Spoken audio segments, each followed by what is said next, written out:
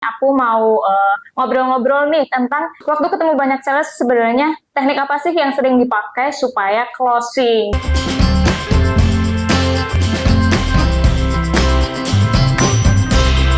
Halo teman-teman semuanya, balik lagi sama aku Vika di Curhat Sales. Nah, di Curhat Sales kali ini aku mau ngobrol-ngobrol nih tentang waktu ketemu banyak sales sebenarnya teknik apa sih yang sering dipakai supaya closing gitu. Nah, penasaran kan? Yuk kita langsung aja tanya ke Coach Antonius Aryo. Halo Coach. Halo. Coach, aku mau tanya nih Coach. Selama Coach Arif jadi sales nih ya Coach ya. Nah, itu teknik apa aja sih Coach yang sering dipakai oleh banyak sales nih Coach supaya closing Coach? Closing sih relatif ya. Iya, betul. Jadi saya ngomong gini dulu. Kebanyakan yang mereka pakai, mereka tuh percaya bahwa ini modelnya konsep zaman dulu gitu. Modelnya adalah closing ratio. Jadi seberapa banyak yang kamu telepon, pasti akan ada satu yang closing, nggak mungkin nggak. Endingnya akan ada satu Pasti yang ada yang gitu closing. Ya, Jadi maksudnya kamu mau nelfon hari ini ke customer 100, pasti ada satu yang nyangkut. Yang nyangkut berhasil. Itu konsep zaman dulu yang digunakan. Nah, kalau ditanya, Coach Ari juga pakai itu apa enggak? Saya jawab, itu saya pakai untuk memotivasi diri saya bahwa ketika jualan, pasti ada yang akan bikin janji. Kalau saya dulu, waktu di pengalaman-pengalaman jadi sales adalah, saya memastikan saya harus bisa berhasil bikin janji minimal seminggu itu 2-3 kali. Kalau nggak berhasil bikin janji 2-3 kali ke customer, lebih baik saya nggak pulang hari itu. Jadi saya akan pastikan saya harus berhasil bikin janji. Karena jadi kalau mama belum berhasil bikin janji apa? Ya udah, telepon lagi. Kalau lebih, telepon lagi. Pokoknya sampai hari itu saya harus berhasil. Nah, yang kedua, kalau yang saya temukan kebanyakan orang di perjalanan ketika jualan, biasanya metode mereka langsung to the point sih. Langsung to the point malah. Langsung to the point. Jadi to the point, jadi nelfon, terus dia kemudian yang menyebutkan nama perusahaannya, kami mau menawarkan barang apa-apa dan sebagainya. Itu yang banyak kan modelnya to the point. Nah, kalau ditanya, kenapa to the point itu bisa berhasil? Saya jawab, bisa berhasil karena dia nelfonnya banyak banget dan ya pasti akan berhasil, nggak mungkin nggak. Nah, kalau metode yang sekarang yang bisa kita lakukan adalah kita bisa loh nelfonnya tidak perlu banyak-banyak, tapi tingkat keberhasilan lebih tinggi.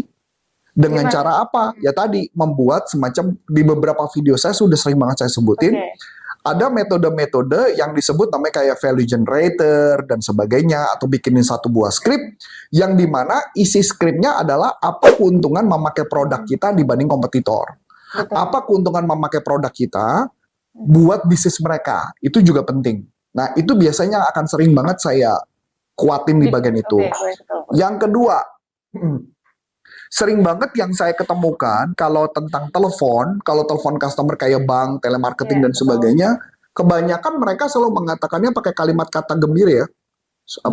Kabar ke saya mau menyampaikan kabar gembira. Itu udah sering banget tuh dipakai. Ya, apakah itu sah? Ya sah-sah aja. Kalau kabar gembira, saya mau menyampaikan kabar gembira. Tapi kadang-kadang saya temukan intonasi yang mereka sebutkan juga tidak menunjukkan bahwa mereka menunjukkan gembira. Ada juga teknik nipu. Teknik nipu itu adalah dia bikin cerita tentang teknik gangguan. Itu paling sebel lah saya. Biasanya tuh udah paling bete gitu ya. Jadi misalkan contoh, Bapak misalkan koneksi internet. Bapak selama ini koneksi internetnya lancar nggak Pak? Oh selama ini lancar. Oh ya mohon maaf kalau sempat nggak lancar ya Pak. Karena kebetulan di tempat kami baru saja ada gangguan. Dan kami lagi baru melakukan perbaikan dan melakukan adjustment kecepatan. Nah, setelah ngomong adjustment kecepatan, ujung-ujungnya dia bilang, nah Bapak bisa menikmati kecepatan itu dengan lebih baik dengan Bapak cukup menambah nilai sekian. Nah, saya dulu awal-awal percaya, tapi lama-lama kok saya pikir agak nggak masuk akal. Kebetulan saya pernah punya teman yang bekerja di perusahaan itu, yang posisinya posisi paling tertinggi. Saya telepon, saya tanya, ternyata itu tidak ada. Itu penipuan, gitu, ya penipuan. Jadi saya tanya, memang kamu nggak tahu? Nggak tahu, karena saya serahkan kepada outsource yang melakukan proses itu. Wah, saya bilang ini nggak bener banget kan, karena nama perusahaan menjadi jelek gitu loh. Cara itu dipakai dan saya sangat tidak suka dengan cara itu. Ada juga orang yang to the point telepon langsung bilang saya mau bikin saya dari perusahaan ini mau bikin janji temu sama Bapak langsung to the point. Lalu siapa baru mau langsung bikin janji temu? Ya ditanya itu berhasil apa enggak, ya pasti ada yang berhasil, gitu kan ya. Karena nggak semua orang jutek, nggak semua. Ada orang baik tetap ada di muka bumi ini ada gitu loh. Betul. Nah, jadi tetap ya rumus closing ratio kan tetap berlaku. Ada juga yang metodenya ketika jualan pertama kali presentasi, itu yang ditunjukin adalah tentang berapa tahun perusahaan berdiri. Sejarahnya itu. Sejarah. Sejarahnya, oke. Nah, misalkan contoh nih perusahaan berdiri sudah 30 tahun. Iya. Jadi dia ngomong di pertama, perusahaan kami berdiri sejak tahun sekian, kami jasanya sekian. Tetapi satu ketika saya pernah bekerja di satu buah perusahaan yang perusahaannya belum lebih dari 5 tahun. Oke. Belum lebih dari 5 tahun. Yang jadi masalah adalah ketika perusahaan kurang lebih dari 5 tahun, ketika pertama kali saya presentasi langsung, perusahaan kami berdiri sejak 3 tahun yang lalu, itu kayaknya jadi kurang bonafit kan. Benar. Apalagi ketika mereka tanya, sudah pernah megang handle perusahaan ini belum?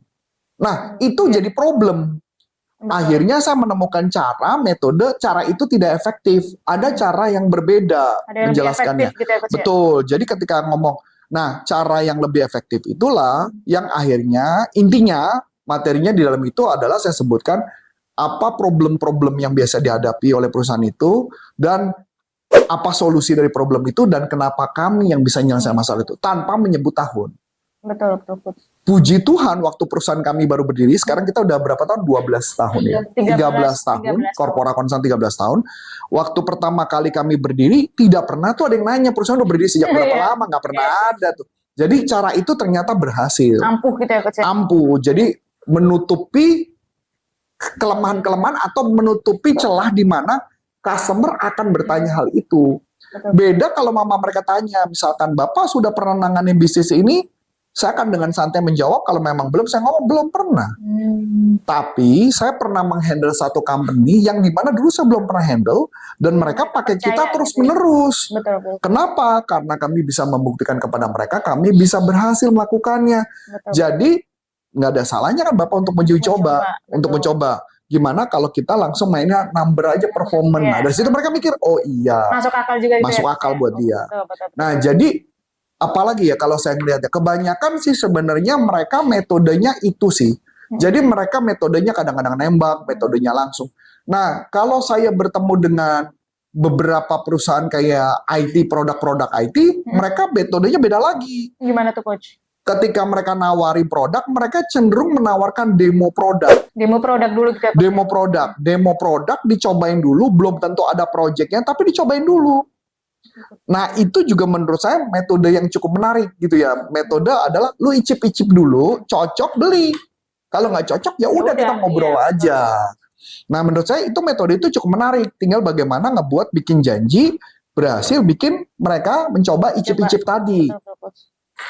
Terus apa lagi ya metode ya?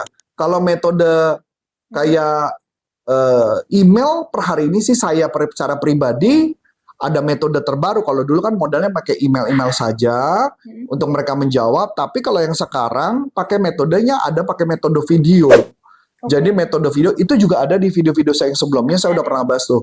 Bagaimana caranya pakai metode video, buka email, terus kemudian orangnya langsung muncul, langsung terjadi komunikasi.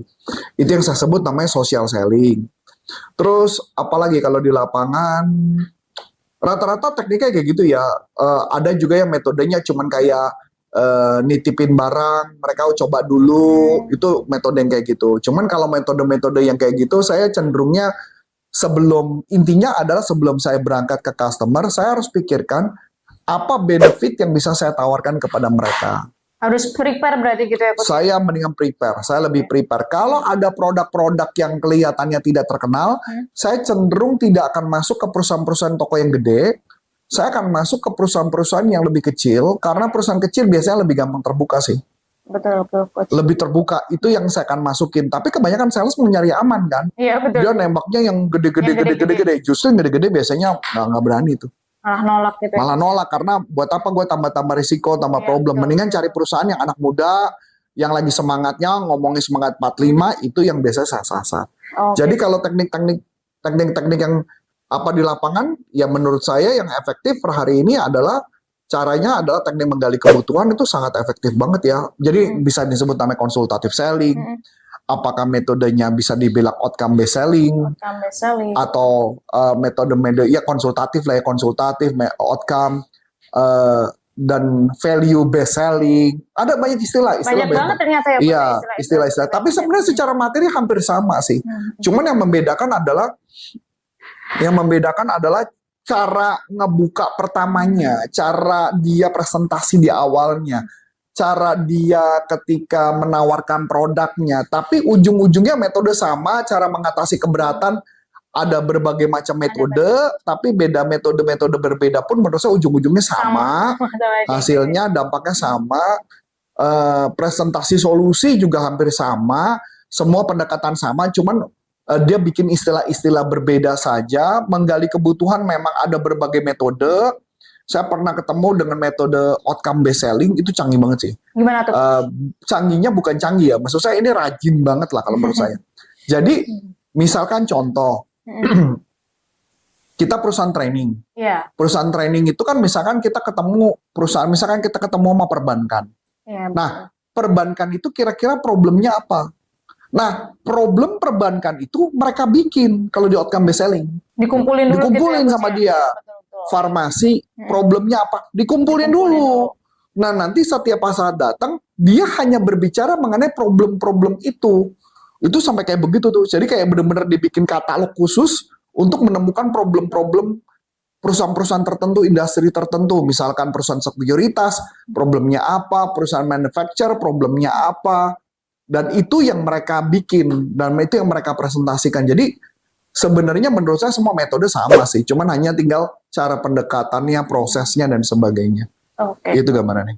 Oke, Coach. Nah, mungkin seperti itu aja nih ya, Coach ya, untuk teknik-teknik nih yang sering dipakai oleh sales ketika berjualan, seperti itu ya, Coach ya. Dan ini mungkin tadi yang paling canggih nih, atau yang paling alternatifnya, yang paling sering digunakan itu ada konsultatif selling, atau outcome based selling, atau value selling, semua sama. Semua sama gitu ya, Coach ya.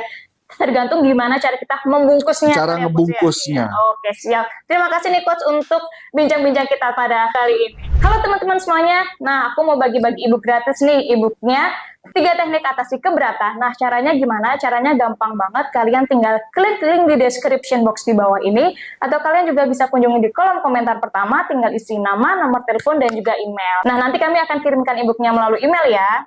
Oke, akhir kata dengan saya Vika dan saya Coach Antoni Sarif. Salam performance. Bye-bye.